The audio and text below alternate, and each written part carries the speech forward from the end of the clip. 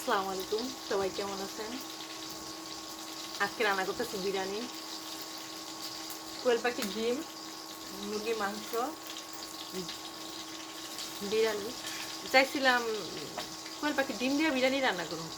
আমাদের খামারে মানে অনেকগুলা পাখি তো ডিম পারে, তো প্রতিদিন ডিম ওঠানোর পরে অনেকগুলা ডিম থেকে যায়, মানে ভাঙা থাকে।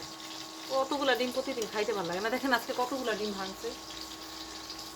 এতগুলা ডিম তো আর খাইতে মানে মজা লাগে না, প্রত্যেকটা ডিম ভাঙা। দেখেন ফাটা, এই যে ফাটা ভাঙা,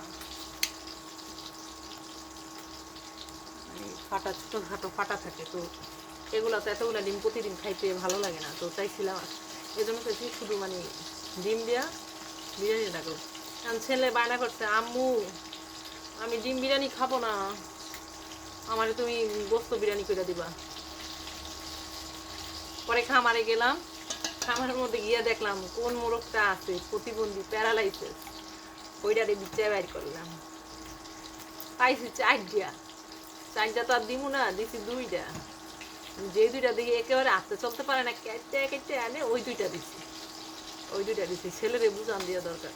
তাও অনেকগুলা বস্তু হয়েছে। রান্না করলে তার ছেলে একলা খাইবো না, আমরাও খাবো সাথে।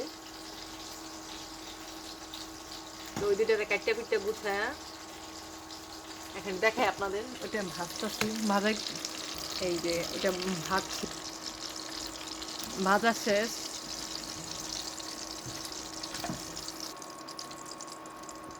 এখন এটার ভিতরে পেঁয়াজ দিয়ে দিব।